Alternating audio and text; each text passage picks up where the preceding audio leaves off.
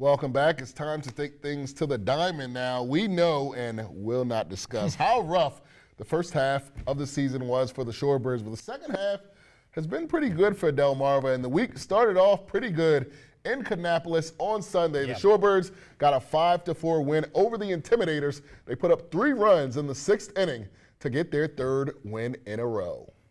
Then on Monday, the Shorebirds looking to pull off the sweep of Kannapolis, and they did just that by a count of 5-2. Chris Clare, the All-Star, with a 3-hit night for the Birds, while Cole Billingsley, Alejandro Juvier, and Ryan McKenna each added a pair as well. Corey Groves, check this out, Trey, came in relief for the Shorebirds in the 2nd, pitching 4 in the 3rd, and allowed just 1 hit and 4 strikeouts. That's pretty good, but what's better than 4 wins in a row? 5, and it would have been even better because Tuesday was the 4th of July, so the crowds packed into Arthur W. Purdue Stadium just to see the Birds drop their first game of the series with Lakewood.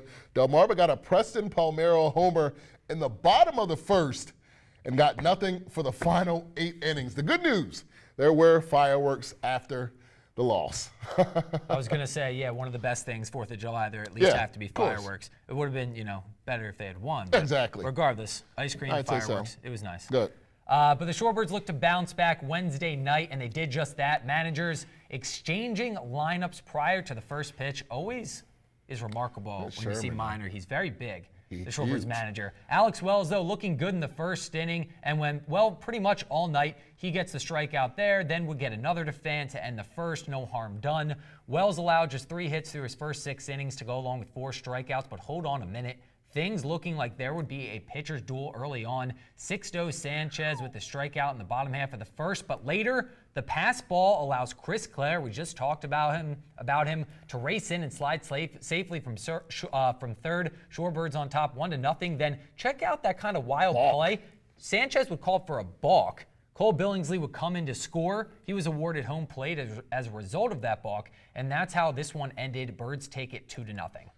That is a very weird way for the game to win. All right, so if you're counting out there at home, 4 wins in 5 games ain't really too bad. And Thursday, another foe arose, the weather. Check out those clouds moving into the Purdue Stadium area. Already leading 1-0. Lakewood's Henry Latrigue going to single to right. Jeff Sky, Mickey Moniak going to score. Blue Claws leading 2-0 after 1. Delmarva playing a little defense in the 2nd. Little Manny Machado-like move right here by Alejandro Juvier. He's throwing all the way from the dugout almost. He gets the out to go. The Shorebirds would get on the board in the 3rd. Wild pitch results in Tanner Kirk walking it on home to score. And then came the rain and lots of it. And I mean a lot of it. Umpires and Shorebirds reps perhaps considering postponing. They choose to go on. Not a good thing for Delmarva because Lakewood's Juan Luis hits one deep down the first baseline. That just sneaks inside the foul pole for a solo home run. Shorebirds fall 4-1 on Thursday. And last night, the Shorebirds saw their 3rd different opponent in a span of 5 days. You got to love baseball if you want to play baseball. 3 opponents in 5 days. They dropped their series opener in Hickory last night. This game was actually tied at 2 until the Crawdads hung 6th in the 7th inning. Shorebirds reliever Francisco Jimenez giving up 3 runs in just 2/3 of an inning in that one. So 4 wins in 5 games to start a week, and then 3 losses in their last 4 to end it. Delmarva currently sitting in 3rd place behind Hagerstown and Hickory, just 2 games back of first. You think they can get it done in the second half, Jeff? I think so. I mean, if they're only sitting 2 games back, they enter the All-Star break 10 games under 500. So now, they swept their first series out of the All-Star break, then they got swept, then they swept again.